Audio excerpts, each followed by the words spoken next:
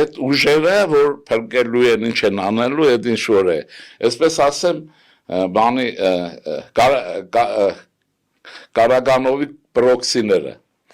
Հիմա որտեղ դրանք հայկական ուժեր չէր, որ հայերն ինչ։ Ուրեմն 5 տարի մեռան իշխանափոխություն անելով։ Չէ՞։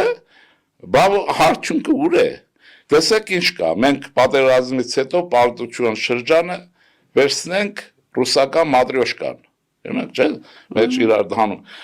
հանում են։ Սկզբից հանեցին ձվի միջից Վազգեն Մանուկյան չորացավ, հաջորդում հանեցին, այսպես հանեցին, եկան բանը, են մի հատ